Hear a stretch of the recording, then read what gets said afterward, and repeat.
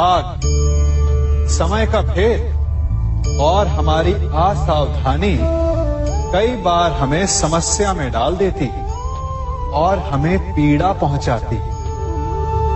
फिर हम कभी अपने मित्रों से, कभी अपने आप से, कभी ईश्वर से केवल एक ही प्रश्न पूछते हैं कि क्यों, मेरे साथ ही ऐसा क्यों हुआ?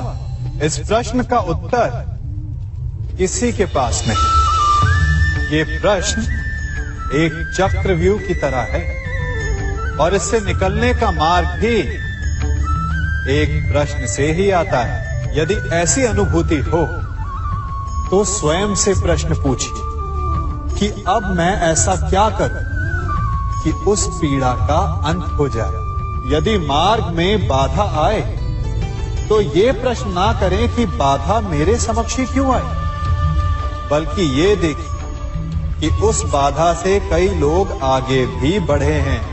आगे बढ़ने के लिए पांव से धरती को धकेलना पड़ता है। जो बीत गया उसकी पीड़ा का मरहम बीते हुए कल में नहीं, आने वाले भविष्य में मिलेगा। वर्तमान को अतीत के अन्याय का शोक मनाने में व्यर्थ ना करें। वर्तमान का उपयोग ये सोचने में करें कि ऐसा क्या किया जाए कि भविष्य में किसी दूसरे को वो पीड़ा ना सहनी पड़े। कभी किसी पक्षी को घोंसले की नींव बनाते देखा है? अथक परिश्रम करके तिनका तिनका बिटोर कर वो पक्षी अपना घोंसला बनाता है, अपनी संतान के लिए एक सुरक्षित घर बनाता है।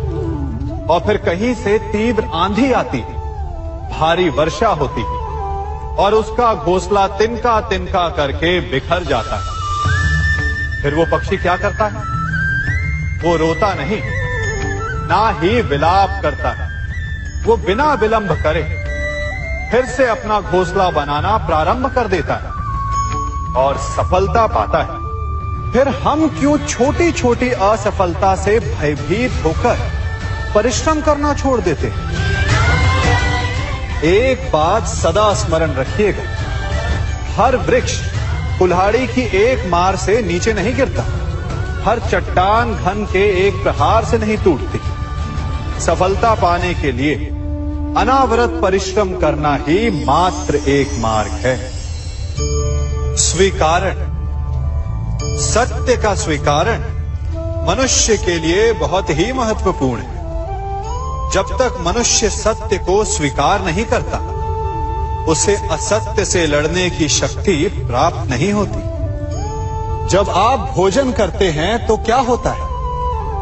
आपका पेट स्वीकारता है कि वो भर चुका है और आप भोजन करना बंद कर देते हैं। जब आपको निद्रा आती है तो क्या होता है?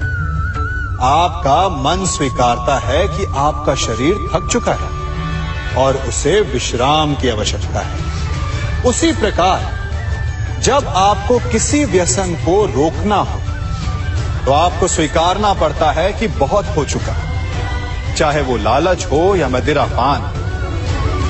उस व्यसन का त्यागना तभी प्रारंभ होता है जब आप ये स्वीकार कर लेते हैं कि आप उस व्यसन के बंधक हैं। हम में से ऐसा कोई नहीं जिनकी परछाई उनसे दूर रहती। हमारी परछाई सदैव हमारे साथ रहती है। कदाचित हमारी परछाई हमारे कर्मों के फलों का संकेत है।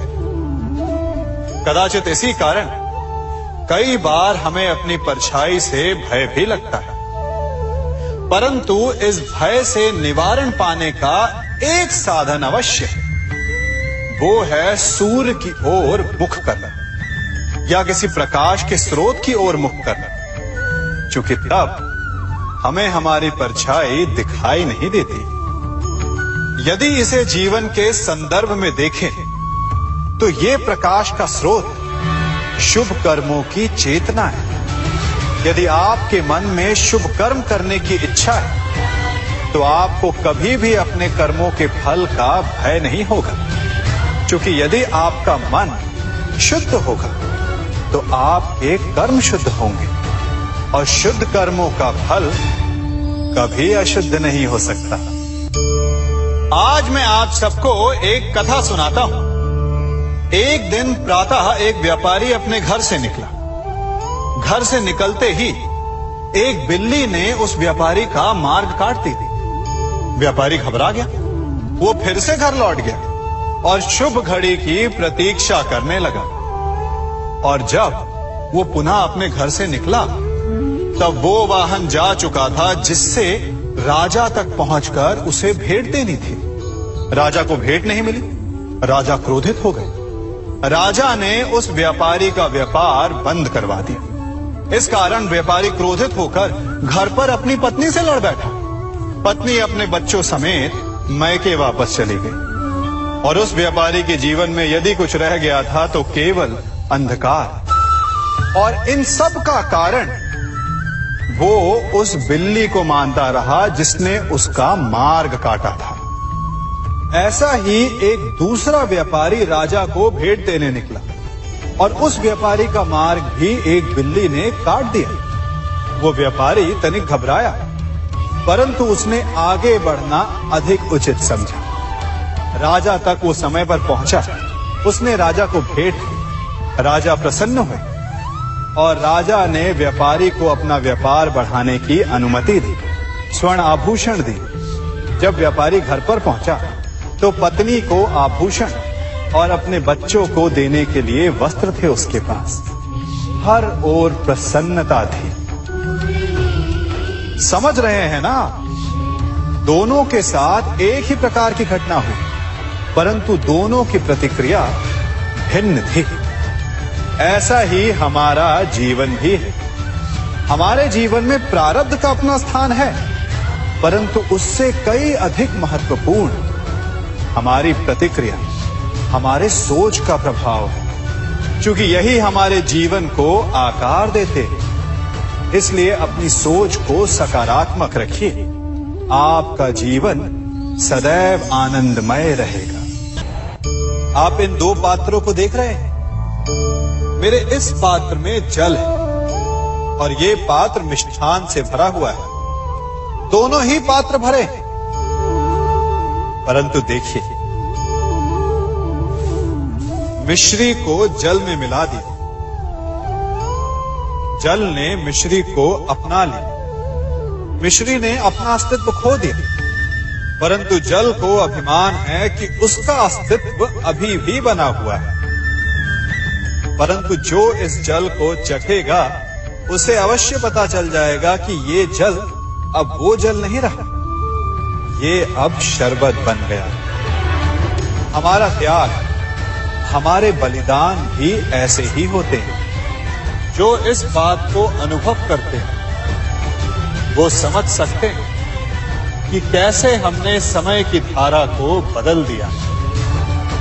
जो बलिदान देते हैं उनका अस्तित्व कभी नष्ट नहीं होता, अपितु उनका बलिदान संसार में कुछ ना कुछ परिवर्तन अवश्य लाता है।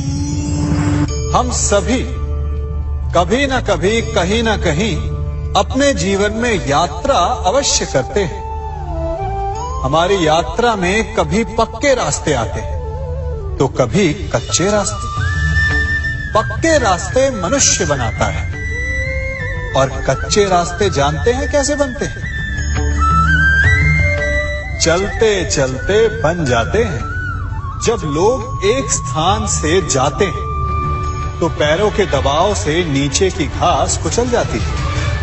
बार बार उस मार्ग से जाने से धीरे धीरे मार्ग स्वतः ही बन जाता है। और यही जीवन है, यही नियति है। जब आपके जीवन में आपको मार्ग ना मिले तो रुकिए नहीं, आगे बढ़ते रहिए और आपके पैरों के दबाव से मार्ग स्वतः ही बन जाएगा। हम सभी अपने जीवन में सफलता चाहते हैं, है ना? उसके लिए हम रात दिन परिश्रम करते हैं, कड़ी मेहनत करते हैं, परंतु फिर भी असफल हो जाते हैं। परंतु ऐसा क्यों होता है? कभी सोचा आप सबने?